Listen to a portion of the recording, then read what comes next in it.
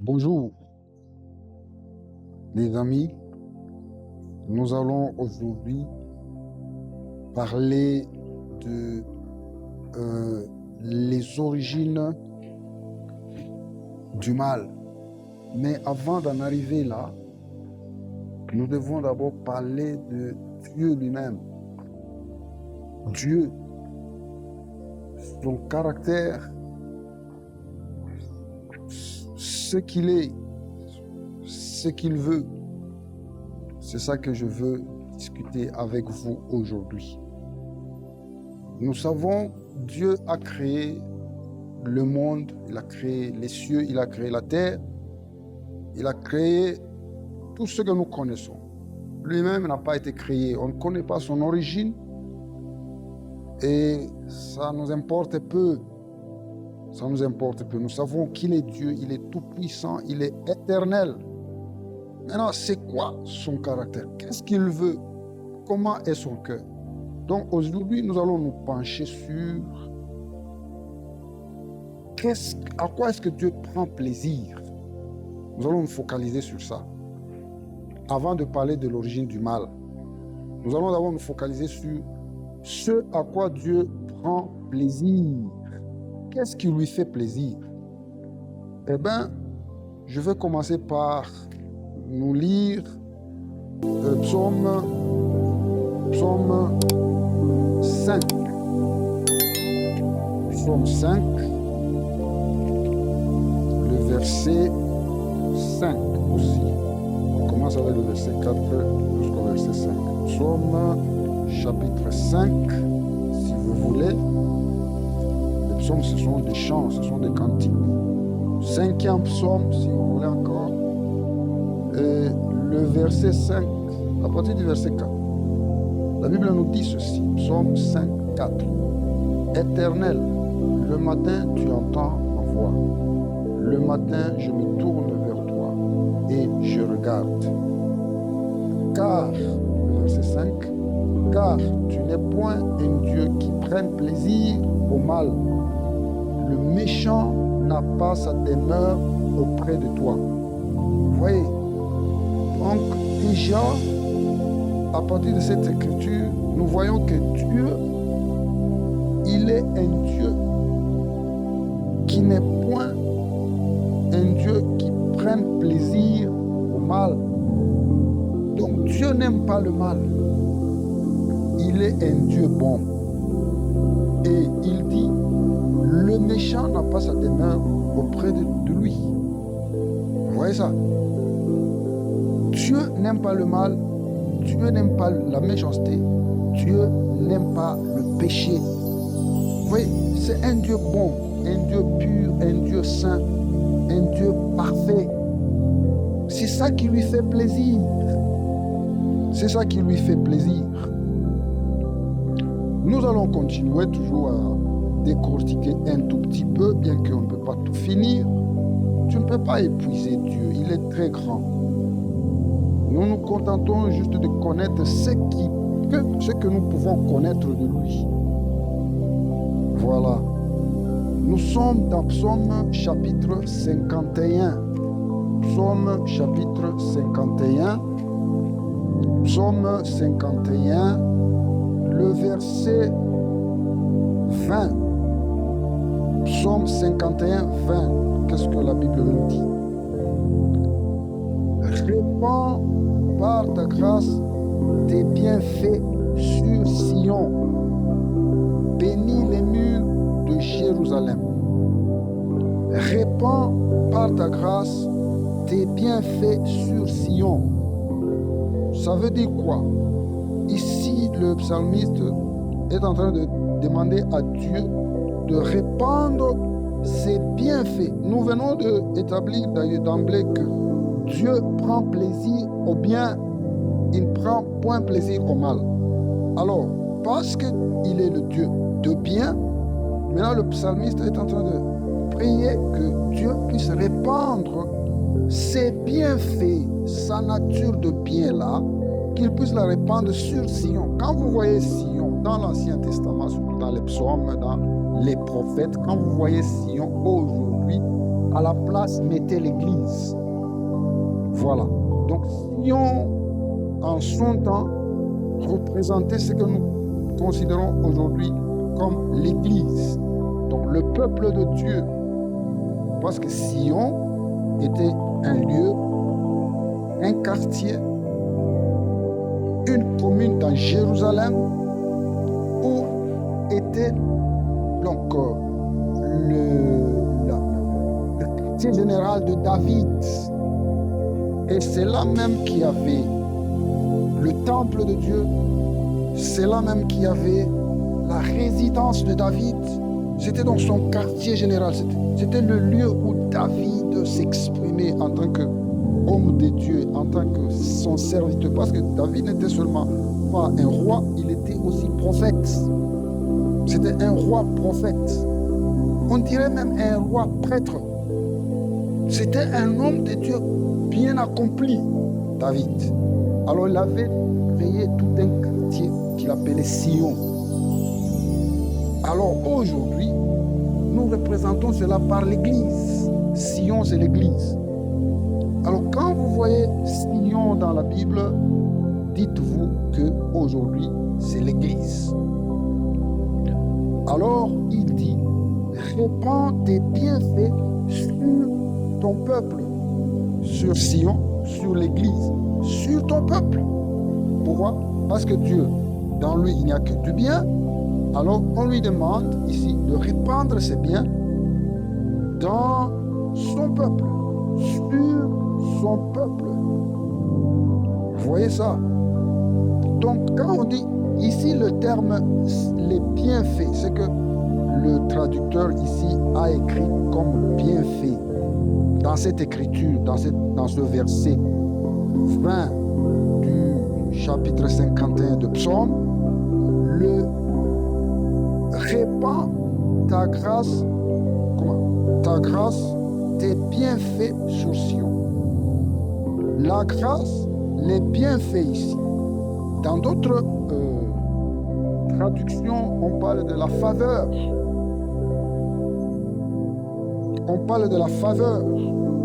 Donc, répands ta faveur. La faveur, donc le bienfait, la grâce, la faveur. Vous voyez? C'est-à-dire le bien-être qui vient de Dieu. C'est-à-dire le plaisir de Dieu.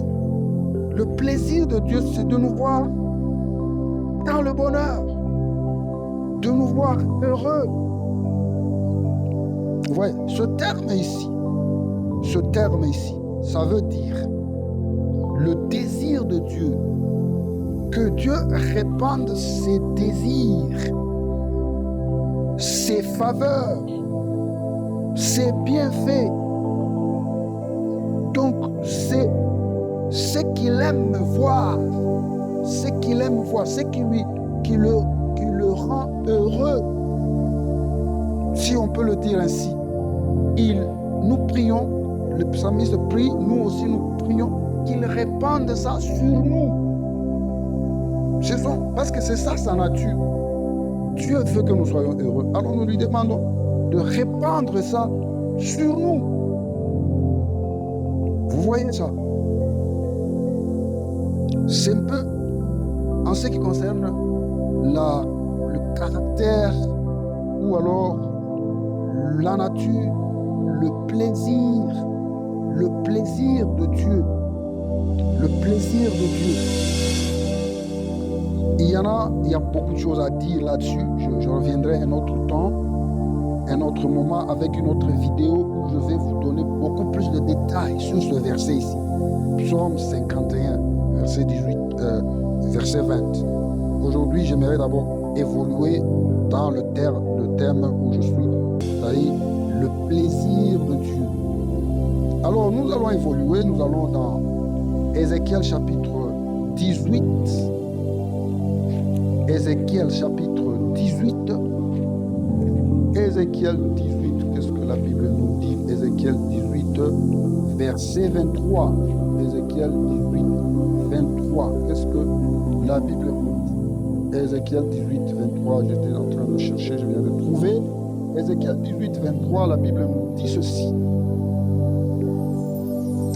Ce que je désire, là c'est Dieu qui parle, ce que je désire, est-ce que le méchant meurt?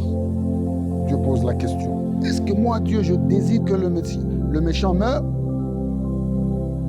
Dit le Seigneur, l'Éternel.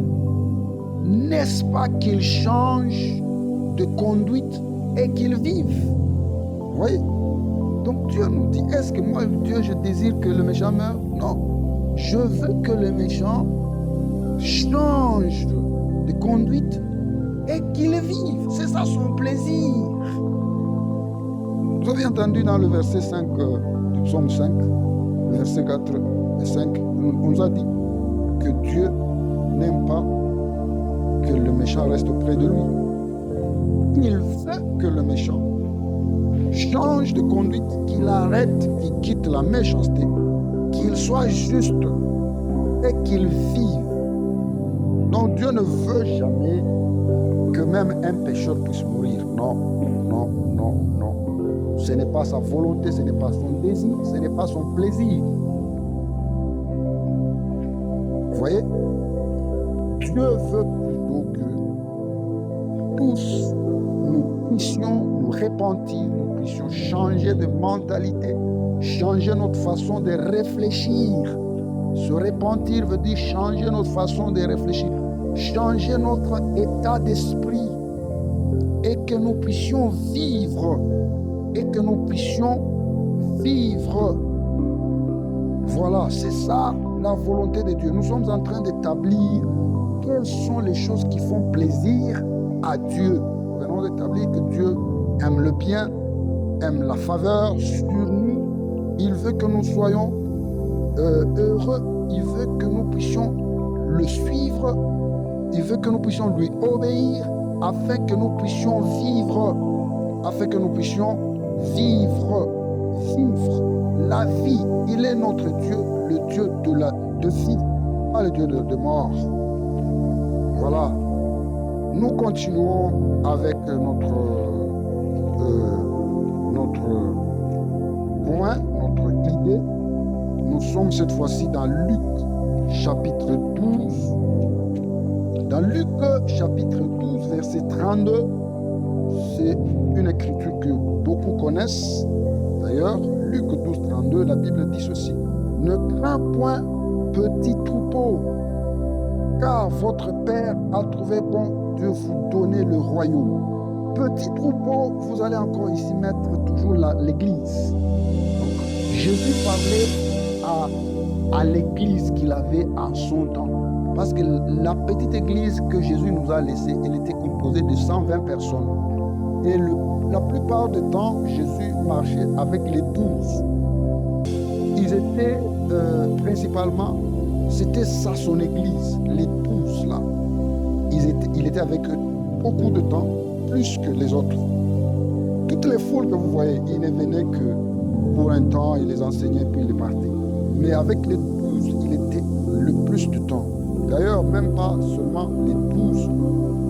Si on peut aller plus loin, il était plus avec les 3, les 2 fils de Zébédée et Simon-Pierre. Vous voyez que l'église de Jésus était très petite. Ils s'étaient concentrés sur le petit nombre pour leur enseigner, leur inculquer, se déverser sur eux. C'est ça le travail d'un berger, d'un pasteur. Il a dit, je suis un bon berger. Alors, c'est ce petit troupeau-là, sa petite église, à laquelle il a dit, ne crains pas, petit troupeau, mon père plutôt a trouvé bon de vous donner le royaume. Donc aujourd'hui, Jésus nous s'adresse à nous à travers cette écriture, à nous, l'église. Il dit, petit troupeau, ne crains pas, mon Père, votre Père, il a jugé bon de vous donner le royaume. C'est ça, Jésus est venu nous donner le royaume. Vous voyez, le royaume, c'est-à-dire nous devons régner, nous devons dominer sur tout. Nous devons vivre dans le bonheur. C'est ce que ça veut dire. Tout roi vit dans le bonheur. C'est ça le plaisir de Dieu. Il a dit, votre Père a trouvé bon. Il est de son plaisir. Il est de son plaisir de vous donner le royaume. C'est ça que Dieu aime. C'est ça que Dieu aime. Donc nous, les gens du royaume, les chrétiens, si vous voulez, nous devons plus chercher le royaume au-delà de tout. Plus que tout, bien-aimé, tout ce que tu es en train de vivre là, ce que tu connais comme problème, cherche le royaume. Tu verras que ces problèmes vont commencer à fuir un à un au fur et à mesure que tu vas découvrir les secrets. Tu auras des révélations de la part de Dieu pour t'occuper de ces problèmes. Ils commenceront à fuir d'eux-mêmes. C'est parce que le royaume n'est pas encore établi dans ta vie que tu souffres de cette manière-là. Voilà, bien-aimé. Et c'est le plaisir de Dieu. C'est la volonté de Dieu pour nous tous. Voilà. Si vous pouvez permettre que je continue avec mon idée, nous allons dans Éphésiens chapitre 1, verset 5. Éphésiens chapitre 1, verset 5. Éphésiens chapitre 1, verset 5. La Bible nous dit ceci, Éphésiens chapitre 1, verset 5. Nous ayant prédestinés dans son amour à être ses enfants d'adoption par Jésus-Christ selon le bon plaisir de sa volonté. Vous voyez ça? Le plaisir de Dieu, le plaisir de sa volonté. Donc, ce sont les tournures. Paul, c'est un monsieur qui a beaucoup étudié, même dans ses écritures, il y a beaucoup de tournures. Alors, c'est tout simplement à dire que Dieu, dans sa volonté parfaite, dans son grand plaisir, parce que le grand plaisir de Dieu, c'est ça, la volonté parfaite de Dieu, pour nous, les hommes qu'il a créés sur la terre, il nous a prédestinés dans son amour à être ses enfants. D'ailleurs, cette écriture, nous allons la lier à Romains chapitre 8, verset 29, vous allez voir. Romains chapitre 8, verset 29, et nous allons traiter ici un sujet qui fait beaucoup de débats, la prédestination. La prédestination, c'est un sujet qui fait beaucoup de débats dans les églises et tout et tout. Romains chapitre 8, verset 29. Qu'est-ce que la Bible nous dit sur la prédestination? Dieu nous a prédestinés, selon Éphésiens chapitre 5, chapitre 1, verset 5. Dieu nous a prédestinés à être ses enfants d'adoption. Il y a beaucoup de choses à dire, bien aimés. Je vous en parlerai un autre